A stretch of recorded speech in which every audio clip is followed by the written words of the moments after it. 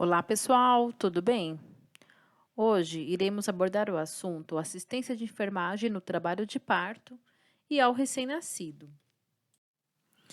A enfermagem possui um papel importante como integrante da equipe, no sentido de proporcionar uma assistência humanizada e qualificada quando ao parto, favorecendo e estimulando a participação efetiva dos principais atores deste fenômeno, a gestante, o seu acompanhante e o seu filho recém-nascido. O atendimento da parturiente na sala de admissão de uma maternidade deve ser uma recepção acolhedora entre a mulher e também a sua família, o seu acompanhante, informando da dinâmica da assistência da maternidade, dos cuidados pertinentes a este momento. A família tem direito de acompanhá-la, então ela tem direito a um acompanhante neste momento. Este acompanhante tem que ter a ciência de todos os cuidados. Vai acompanhá-la na admissão, encaminhá-la ao pré-parto, coletar os exames laboratoriais necessários, hemogramas ou outros exames, caso ela não tenha realizado no pré-natal. Também vai ter que promover um ambiente tranquilo e com privacidade, monitorando a evolução de parto e fornecendo explicações e orientações necessárias às dúvidas da paciente. O trajeto do parto ou o canal de parto é a passagem que o feto percorre ao nascer, desde o útero até a abertura da vulva e a sua saída. Ele é formado pelo conjunto de ossos ilíaco, sacro e cóccix, que compõem a pequena bacia pélvica, também denominada de trajeto duro. E também é composto pelos tecidos moles, toda a parte inferior do útero, colo uterino, canal vaginal e períneo, que reveste essa parte óssea, também denominada tecido mole ou trajeto mole. No trajeto mole, ocorrem as seguintes alterações: ao aumento do útero, o amolecimento do colo para dilatação e apagamento da hipervascularização, e também o aumento do tecido elástico da vagina, facilitando sua distensão, aumento das glândulas cervicais para lubrificar o trajeto do parto. O trabalho de parto possui 4 períodos. O primeiro é a dilatação, que se inicia com as contrações uterinas regulares e termina com a dilatação completa do colo uterino. Neste período, após o colo atingir 5 centímetros de dilatação, as contrações uterinas progridem e aos poucos aumentam a intensidade, o intervalo e a duração, provocando a dilatação do colo uterino. E como resultado, a cabeça do feto vai gradualmente descendo no canal pélvico. E nesse processo, rodando lentamente. Essa descida, auxiliada pela pressão, os intervalos entre as contrações, podem ser de 3 a 4 minutos, com uma duração de 40 a 60 segundos por contração. E a bolsa amniótica determina uma pressão maior da cabeça sobre o colo uterino, que vai se apagando para possibilitar a passagem do crânio do feto, que mede por volta uns 9,5 centímetros. E faz-se necessário uma dilatação total, chegando a 10 centímetros. Este é o período em que a parturiente experimenta desconfortos e sensações dolorosas e pode apresentar reações bem diferenciadas, como uma exaustão, uma impaciência, uma irritação, uma apatia, náuseas, vômitos, entre outras sensações. Já o segundo período é a expulsão, que se inicia quando completa a dilatação do colo e vai até o nascimento da criança. O período de expulsão ele vai se completar na dilatação completa do colo uterino. Ao final do primeiro período do trabalho de parto, o sangramento aumenta com a laceração de capilares no colo uterino. Ocorre náuseas e vômitos, podem ser muito presentes neste momento, por uma ação de reflexo. A parturiente refere uma pressão no reto e uma urgência urinária. Ocorre uma distensão dos músculos perineais e o abaulamento do períono. Então, uma solicitação do períneo. E o ânus dilata-se também. Estes sinais eminentes de parto devem ser observados pelo técnico de enfermagem e comunicados ao enfermeiro. O exame de toque deve ser realizado e constatada uma dilatação total. Quem vai realizar esse exame de toque é o enfermeiro obstetra ou médico. E o auxiliar e técnico de enfermagem devem encaminhar a paciente diretamente para a sala de parto, para que ocorra a expulsão do feto. E geralmente são necessárias 5 contrações num período de 10 minutos, e com uma intensidade de 60 segundos cada. O técnico ou auxiliar de enfermagem deve orientar que a paciente faça uma respiração torácica costal, juntamente com as contrações, repousando nos intervalos para conservar uma energia. E após o coroamento, ou seja, a esterilização da cabeça do bebê, é importante assistir ao desprendimento fetal espontâneo, ou seja, a saída da criança espontânea. E caso esse desprendimento não ocorra naturalmente, a cabeça deve ser tracionada para baixo, visando assim favorecer a passagem do ombro. Toda essa manobra é realizada pelo médico obstetra ou pela enfermeira obstetra. E com a saída da cabeça e dos ombros, o corpo desliza mais facilmente, acompanhado de um jato de líquido amniótico. E aí, neste momento, o auxiliar e técnico de enfermagem deve estar bem atento para evitar a queda da criança. O próximo passo, o próximo período é o período de dequitação, que começa com a saída total da criança e termina com a eliminação da placenta e todos os seus anexos. Depois disso é o quarto período ou período de Greenberg, que corresponde às primeiras 1 ou 2 horas após a saída da placenta. É o puerpério imediato. Nessa imagem, nós podemos observar as fases do trabalho de parto. A fase latente, onde que se inicia a dilatação do colo. A fase ativa, já a fase de dilatação do colo, colo apagado. Temos também a fase expulsiva, né, onde o bebezinho vai coroando até o nascimento. E a fase de dequitação, que é a saída da placenta e todos os seus anexos, como cordão umbilical, etc. Nessa imagem, nós temos a fase de dequitação, um pouco mais explicativa, que é a descida, a saída da placenta. É um momento muito perigoso, que requer muito cuidado e atenção do profissional que está acompanhando essa parturiente, pois pode ocorrer um grande risco de sangramento iminente. Então, a placenta ela se desloca sozinha, ela vai se deslocando fisiologicamente e até a sua saída total. Não se pode puxar ou fazer nenhuma outra pressão para que haja uma saída forçada. Este momento é um momento fisiológico que vai sair adequadamente a placenta. Durante o período de pré-parto, há alguns cuidados de enfermagem necessários.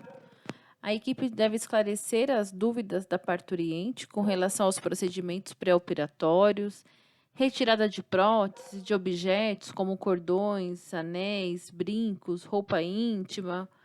A realização de tricotomia em região pubiana nem sempre há necessidade, de acordo muito com o protocolo da instituição, lembrando que, quanto mais tiver a tricotomia, pode lesionar a pele do paciente. Então, hoje em dia, há alguns procedimentos que não há necessidade de realizar a tricotomia. Há somente a necessidade de aparar os pelos, e não a tricotomia total. Manutenção de um acesso venoso permeável.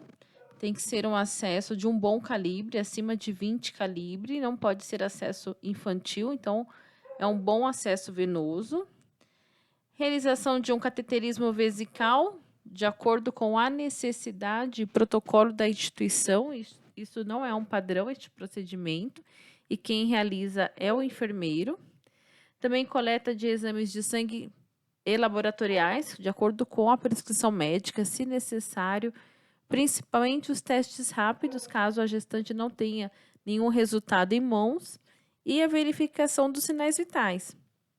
A parturiente deve ser encaminhada para a sala de cirurgia e lá, no momento da cirurgia, realizar todos os cuidados de manutenção da vida e apoio psicológico e amparo ao RN.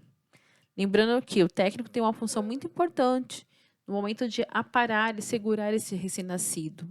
Tem que tomar muito cuidado para que não haja uma queda da criança ainda em sala de parto. Puerpério é o nome dado à fase pós-parto, em que a mulher experimenta modificações físicas e psíquicas, tendendo a voltar ao estado que a caracterizava antes da gravidez. O puerpério inicia-se no momento em que cessa a interação hormonal entre o ovo e o organismo materno. Geralmente, isto ocorre quando termina o deslocamento da placenta, logo depois do nascimento do bebê. Embora possa também ocorrer com a placenta ainda inserida, se houver morte do ovo e cessar a síntese de hormônios, ou seja, se tiver alguma morte fetal. O momento do término do puerpério é muito impreciso, aceitando-se em geral que ele termina quando retorna a ovulação e a função reprodutiva da mulher. Nas puérperas que não amamentam, poderá ocorrer a primeira ovulação, ou seja, a primeira fase de menstruação, após 6 a 8 semanas do parto. Mas nas que estão amamentando, a ovulação retornará em momento praticamente imprevisível, que pode demorar de 6 a 8 meses até 1 ano. Depende muito da frequência das mamadas. E se for uma amamentação exclusiva, pode levar até mais tempo. Isso opõe outras medidas de adoção ao método anticoncepcional adequado, porque ela não ovula, devido a estar com uma amamentação exclusiva, então fica um pouco imprescindível manter o método anticoncepcional mais adequado, mais seguro. O puerpério é dividido em 3 fases. Puerpério imediato, do 1º dia ao 10º dia. Puerpério tardio, do 10º ao 45º dia. E puerpério remoto, além do 45º dia, até retornar à função reprodutiva da mulher. Durante este período de puerpério ocorrem alguns fenômenos, como, por exemplo, os lóquios, o corrimento sanguinolento libertado pelo útero após o parto. Inicialmente, eles são vermelhos e, por vezes, são tão ou mais abundantes que a menstruação, e com o passar dos dias, eles vão mudando de cor, tornando-se acastanhados em quantidade reduzida, e ao fim de 10, 14 dias, tornam-se mais brancos ou amarelados, acabando assim por desaparecer. Se neste momento verificar uma súbita ou abundante perda de sangue, coágulos e um odor desagradável nestes lóquios, neste sangramento, é necessário procurar uma assistência médica adequada. Neste período, em vista disso, há uma grande labilidade emocional da paciente, somada a toda a exaustão física do parto. Pode surgir um quadro de profunda tristeza, sentimento de incapacidade e recusa em cuidar do seu bebê e de si mesma, que pode caracterizar uma depressão puerperal. E essas manifestações podem acontecer sem causa aparente, com duração temporária ou persistente por algum tempo. O puerpério também pode ser classificado quanto ao seu período. O imediato ocorre nas primeiras 2 horas após o parto. O puerpério imediato também é conhecido como o quarto período do parto. Inicia-se com a involução uterina, ou seja, com a diminuição do útero, após essa expulsão da placenta. Ele é considerado um período muito crítico, devido ao grande risco de sangramento, grande risco de hemorragia e infecção. A infecção puerperal está entre as principais e mais constantes complicações no puerpério. O trabalho de parto e nascimento do bebê reduzem a resistência à infecção causada pelos micro-organismos encontrados no corpo. A involução uterina promove uma vasoconstrição controlando a perda sanguínea. Por isso que no período do puerpério é muito importante ter uma avaliação do sangramento da paciente, pois a partir logo no primeiro período do pós-operatório, no primeiro período do puerpério, ela começa a ter essa involução uterina, essa perda de sangue. E quais são os sinais e sintomas? É cólica, o útero deve estar mais ou menos uns 15 centímetros acima da região pubiana, né, do pubis, duro, em um formato de globoide. Na região umbilical, você começa a sentir uma bolinha, que é o útero. Isso tudo pela contração em resposta à contratibilidade e retração da musculatura. Quando você vai apalpar, fazer um exame da paciente após o período do parto, você vai apalpando as suas mãos, a região abdominal dela e sente o útero diminuindo. Ele vai estar mais ou menos uns 15 centímetros na altura da região umbilical. E a involução uterina demora mais ou menos de 5 a 6 semanas para o útero voltar ao tamanho normal, enquanto este período vai ter, assim, um sangramento. Sendo mais rápida se a mulher for sadia e o parto for normal, e também com o processo de amamentação auxilia nessa diminuição uterina. E os lóquios, o sangramento, devem ser avaliados quanto ao seu volume, né, grande ou pequeno, né, quantidade, os seus aspectos, a coloração, como nós já vimos, se tem presença de coágulos ou não, restos de placenta, também o odor, se está fétido ou não. E se caso haver uma dor, o enfermeiro obstetra for avaliar a paciente, pode ocorrer de ter uma remoção efetiva dos coágulos. Quem deve fazer isso é o enfermeiro obstetra, o enfermeiro treinado para este desenvolvimento e de massagear levemente o útero e incentivar também a amamentação e a deambulação muito precoce. É favorável para essa diminuição uterina. Mas caso tenha que fazer uma remoção dos coágulos, é feita somente pelo enfermeiro obstetra, que vai massagear o útero e remover esses coágulos manualmente. Temos também a classificação do puerpério, o período mediato, que se dá na 2ª hora até o 10º dia pós-parto, onde a puérpera irá permanecer no alojamento conjunto até a sua alta hospitalar, ou seja, dentro de 48 horas após o momento do parto, ela fica em alojamento conjunto. E neste setor inicia os cuidados com o bebê, sob a supervisão e orientação da equipe de enfermagem, o que possibilita uma assistência e uma orientação integral. O profissional deste setor deve abordar assuntos com relação ao relacionamento, vínculo mãe-filho-família. Também vai estimular a amamentação, colocando em prática as técnicas de amamentação, higiene corporal da mãe, do bebê, curativo de episiorrafia, quando houver, né? Lembrando que a epísio é uma incisão cirúrgica na região do períneo, e também a cicatriz cirúrgica, orientação sobre repouso, alimentação, hidratação adequada para a nutriz. Nutriz é a puérpera que está amamentando.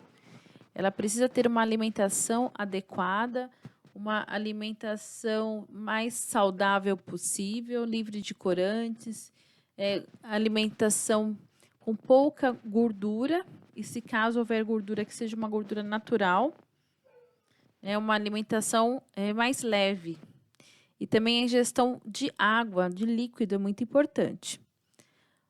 Importante também orientá-la sobre o uso de medicamentos, né? Tem que ser medicamentos nocivos do período da amamentação. Então, ela tem que ter ciência de todos os medicamentos que ela pode ou não fazer uso, bem como o uso do álcool, fumo. Temos que orientá-la sobre a importância da deambulação, né? Uma deambulação precoce vai evitar ter gases, né? Então, auxilia na eliminação de gases e também orientá-la sobre cuidados com o recém-nascido, cuidados com o coto umbilical. Também em sua classificação temos o puerpério tardio e o remoto.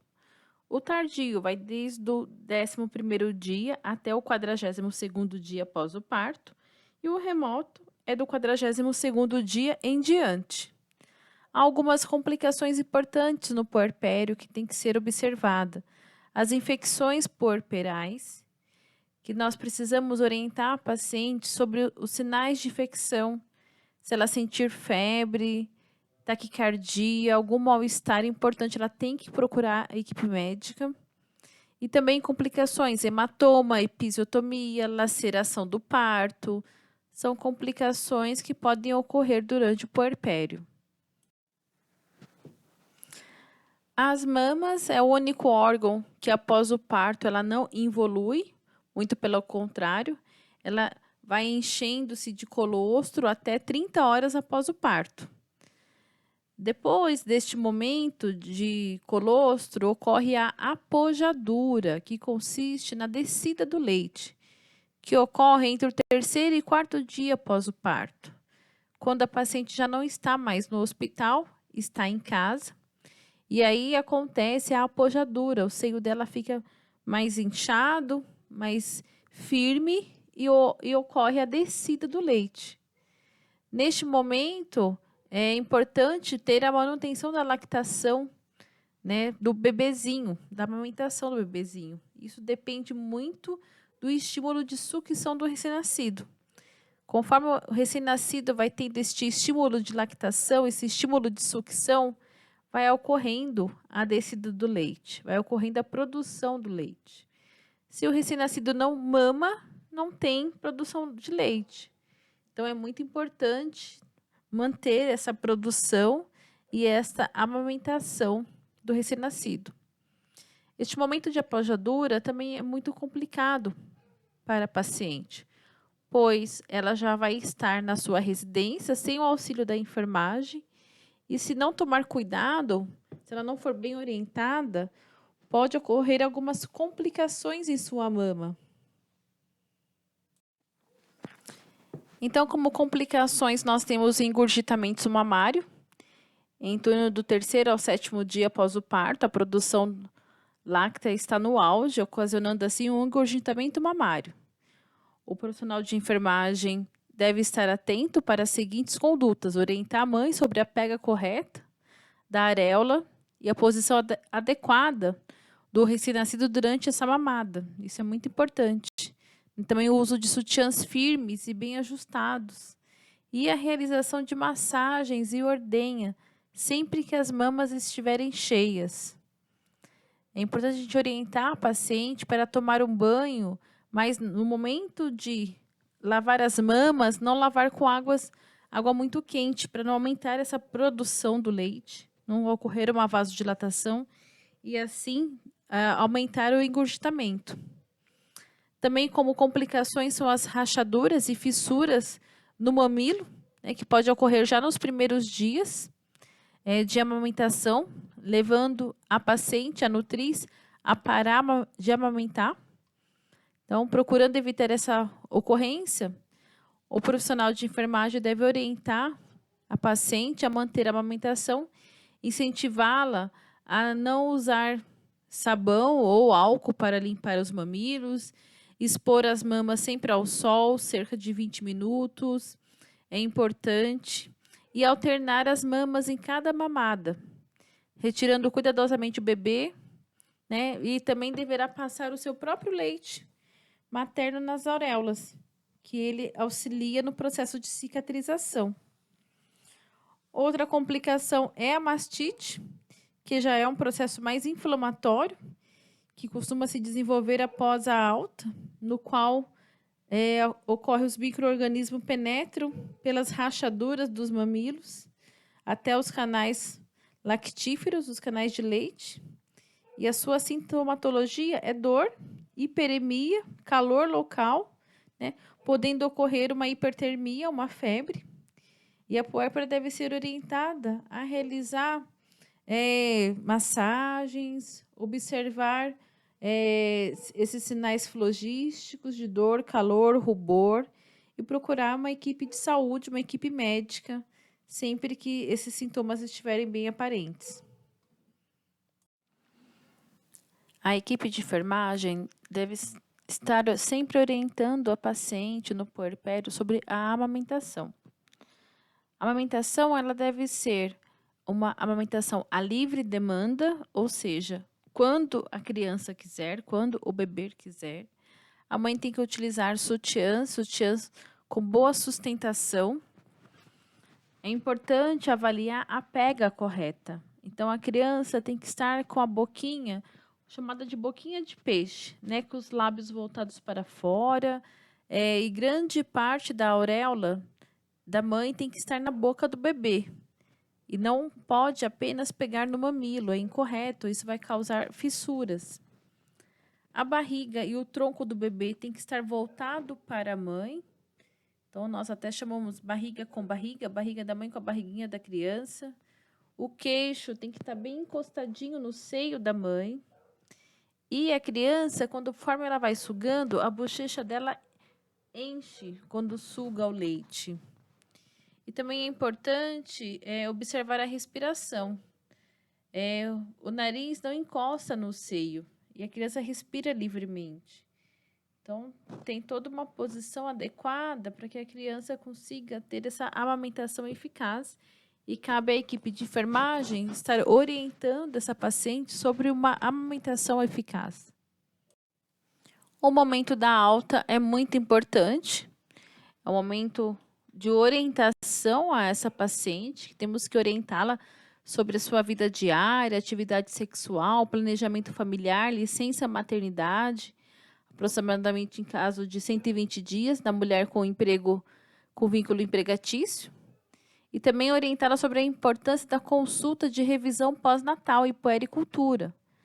A consulta de revisão do puerpério deve ocorrer preferencialmente junto com a primeira avaliação da criança, na unidade de saúde ou no ambulatório de sua preferência. Normalmente ocorre na mesma unidade que ela teve assistência de pré-natal. E essa consulta deve ocorrer entre o 7º e o 10º dia após o parto. E também levar a criança, porque o recém-nascido precisa receber as suas primeiras orientações e já iniciar o calendário vacinal. Após verificarmos todo o processo de fecundação e as alterações anatomofisiológicas do organismo materno, é importante conhecer os aspectos da evolução do concepto do feto e dos seus anexos, como placenta, líquido e membranas amniótica, cordão umbilical. Após o término do primeiro mês, consegue-se distinguir a cabeça e os rudimentos de olhos, ouvidos, nariz e o coração, e até alguns órgãos se encontram já em formação, como pulmões, os pulmões, o sistema genitourinário, bem como as raízes dos bracinhos e pernas. O embrião, neste período, mede em torno de 5 centímetros de comprimento, e seu peso é quase insignificante. E em torno da 6ª e 8ª semana, a cabeça apresenta-se desproporcionalmente grande em relação ao corpo, e devido ao desenvolvimento cerebral nesta fase, é possível visualizar com maior nitidez os olhos, a posição embrionária, assume uma curvatura do dorso. Na figura, nós conseguimos observar uma evolução do feto de 8 até 40 semanas, que é uma idade adequada para o parto. E assim a gente consegue observar todas as mudanças anatomofisiológicas no corpo da mulher e também as mudanças que ocorrem no feto, no corpo de um feto, no crescimento deste feto.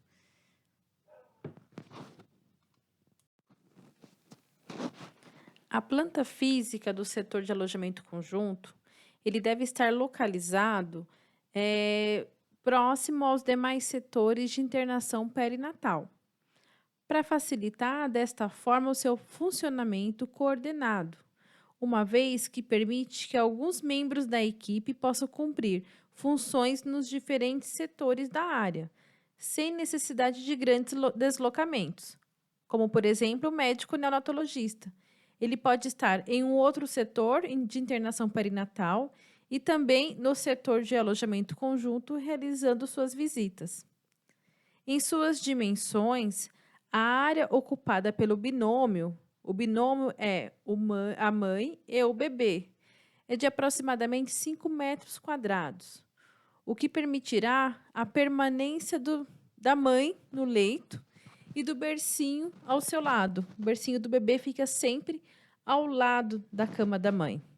Uma pequena mesa de cabeceira, uma cadeira, uma poltrona, para permitir que esta mãe possa se sentar para melhor conforto de aleitamento materno, de amamentação, ou também a permanência de um pai ou um outro acompanhante.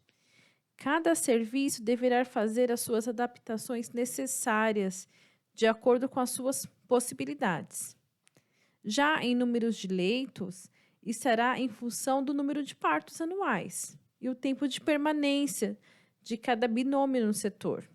Por exemplo, em uma maternidade de 1.000 partos anuais, 1.000 partos por ano, com uma ocupação média de 70%, o número de leitos seria 12 leitos, iria atender essa população. E também tem outros itens importantes. A iluminação, as paredes têm que ser laváveis, o piso também. Tem que ser um setor de uma temperatura adequada, tem que ter lavatórios, posto de enfermagem, toda uma área administrativa, sanitário. É a mesma orientação dos demais setores de um hospital. Dentro de cada enfermaria tem que ter sempre um lavatório, um banheiro. Então, o setor de alojamento conjunto, é importante lembrar que o alojamento conjunto é quando a mãe e o bebê ficam sempre juntos. A mãe, em alguns setores, muitas vezes, alguns hospitais, a mãe já sai com a RN da sala de parto, juntamente com ela na maca, e já vai para o setor de alojamento conjunto, onde nós falamos que nós temos binômio. A mãe fica na cama e o seu RN, ao lado dela, permanece no bercinho. Dentro deste setor, há toda uma equipe multiprofissional atuando. Recomenda-se que da enfermagem tenha uma pessoa com nível de auxiliar e com treinamento na área de perinatal, né, para cada 6 a 8 binômios. Binômios é mãe e bebezinho. Além de toda uma sua responsabilidade nos cuidados de enfermagem da mãe e do recém-nascido, também o profissional de enfermagem deve oferecer apoio de forma permanente e transmitir-lhes conhecimentos de higiene, amamentação, cuidados com as mamas, cuidados com o bebezinho. Então, a enfermagem é composta por profissionais que saibam atuar no setor de perinatal. Também, dentro da equipe da enfermagem, é sempre necessário ter um profissional enfermeiro habilitado em neonatologia ou obstetrícia. Também temos na equipe um médico neonatologista ou pediatra com treinamento em neonatologia, que possa visitar diariamente todos os recém-nascidos. Também tem que haver um médico obstetra, que deverá passar visita diariamente em todas as mães internadas, participando na orientação dos pais e de todo o pessoal que tem todos os cuidados com a mãe. Devem estar disponíveis estes profissionais 24 horas por dia, para atender todas as consultas sobre as mães internadas e possíveis intercorrências.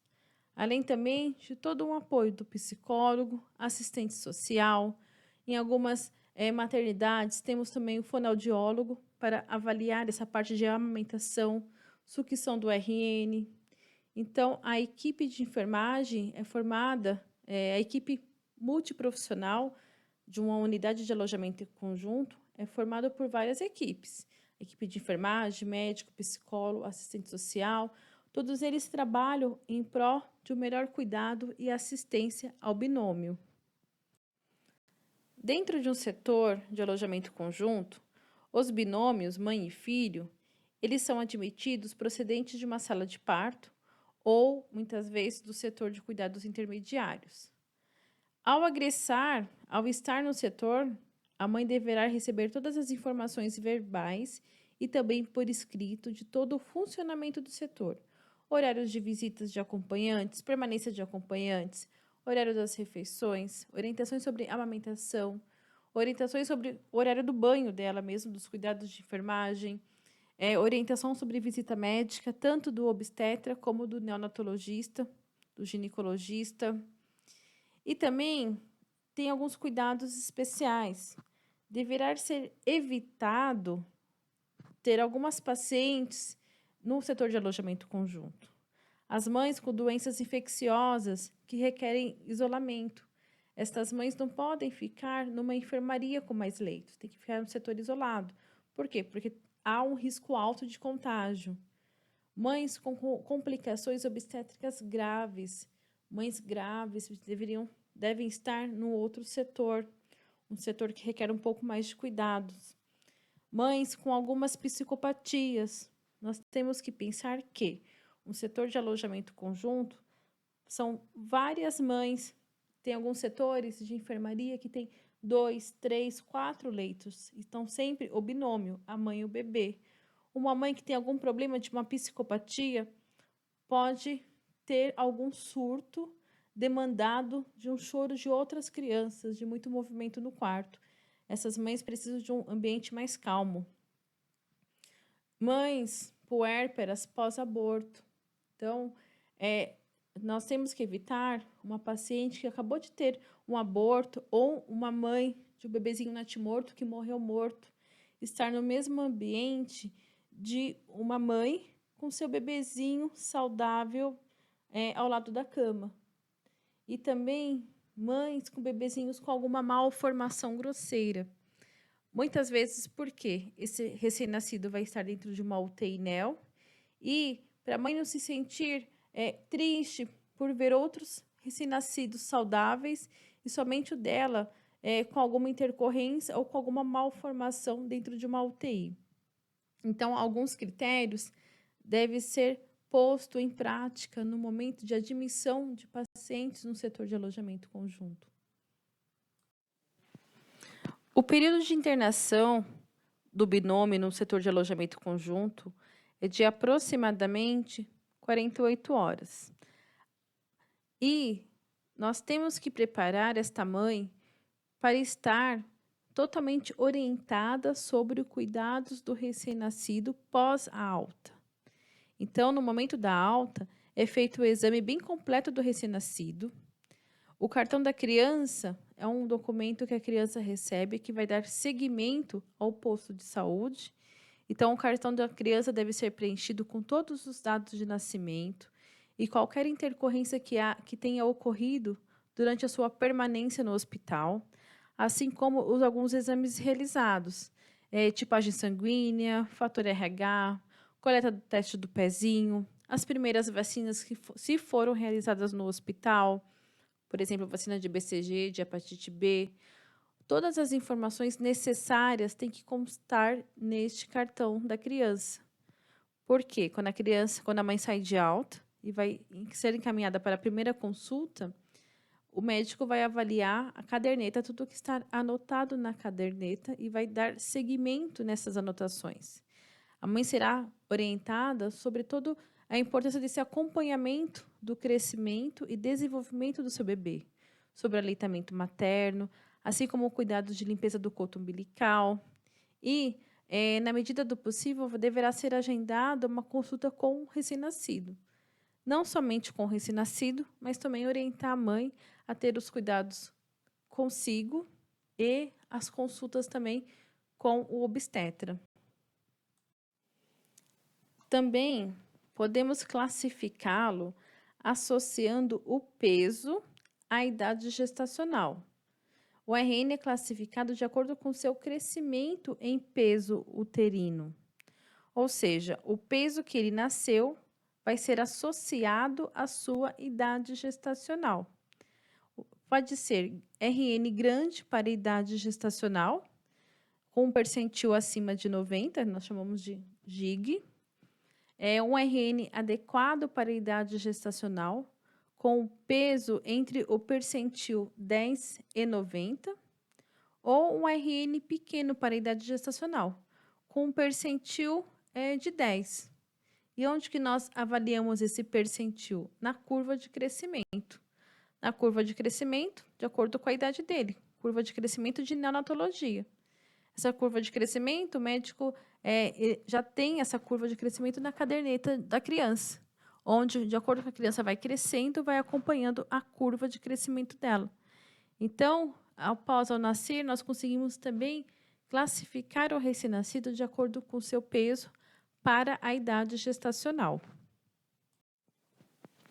A avaliação da curva de crescimento intrauterino ou uterino é muito importante. O médico consegue avaliar o peso da criança de acordo com a altura do útero. Então, nas consultas de pré-natal, o médico faz a mensuração da altura do útero e coloca essa mensuração numa curva de crescimento, de acordo com a idade gestacional, para saber se essa criança está dentro da curva ou não, se ela tem alguma restrição de crescimento uterino ou não. Então, é muito importante esse acompanhamento detalhado do pré-natal e a avaliação dessa curva de crescimento uterino, que é quando a paciente vai na unidade da realização do pré-natal e o médico faz toda aquela mensuração de fita métrica da altura do útero dela. Ele consegue avaliar se o recém-nascido, se o feto está crescendo com uma altura uterina adequada. A avaliação do crescimento uterino é muito importante, porque, em alguns casos, pode-se identificar, durante o pré-natal, um retardo do crescimento intrauterino. E a frequência desse retardo de crescimento, dessa falta de crescimento, está entre 10% a 15% dos nascimentos. Nos países em desenvolvimento, são aproximadamente 2/3 dos recém-nascidos de baixo peso, com peso inferior a 2,5 kg, apresentam algum tipo de retardo de crescimento intrauterino. E muitos são os fatores associados a esse retardo de crescimento intrauterino. Os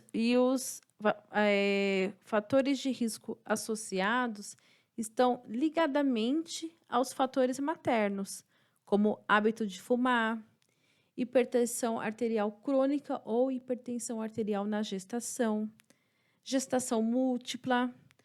A mãe já tem um antecedente de retardo de crescimento intrauterino de gestações anteriores. Também algum tipo de infecção perinatal crônica, rubéola, citomegalia, toxoplasmose, chagas. A mãe já tem algum tipo de infecção, né? Insuficiência de ganho ponderal materno, aquela mãe que não ganha peso, então pode ter um risco de um retardo de crescimento do recém-nascido, né? Algumas anomalias congênitas, né? Algumas doenças congênitas que passam de pai para filho, de mãe para filho, pode causar um retardo de crescimento. Um sangramento persistente no segundo trimestre da gestação, consumo de álcool, consumo de drogas, desnutrição materna. Por isso que nós temos que se alimentar muito bem durante a gestação e muitas vezes há um suprimento alimentar, uma reposição de vitaminas, porque a desnutrição materna causa um retardo de crescimento desse recém-nascido. E, de acordo com a época que teve esse início, o insulto perinatal, pode haver também um comprometimento da estatura e do perímetro cefálico da criança. Então, de acordo com o período ou época que teve início a esse retardo de crescimento, pode haver sim algum comprometimento neurológico, né, no perímetro cefálico, ou um comprometimento na estatura da criança. É muito importante essa avaliação muito detalhada no pré-natal. E a paciente tem que ser muito bem orientada, porque o preparo dela ocorre muito antes do nascimento. E muitas vezes o setor de alojamento conjunto recebe gestantes que estão se preparando ou com alguma patologia e ficam muitas vezes internadas até o momento do nascimento. É muito importante a gente conhecer também as patologias que envolvem a gestação direta, porque sempre estão ligadas com relação direta ao recém-nascido. Bom, pessoal, por hoje é só. Conhecemos um pouco mais dos cuidados da parte materna e infantil. Lembrando que nossa referência é a nossa apostila de clínica cirúrgica do módulo 3 de enfermagem materna e infantil da Escola Técnica ESSA. Todas as imagens foram retiradas do Google Imagens. Até a próxima aula!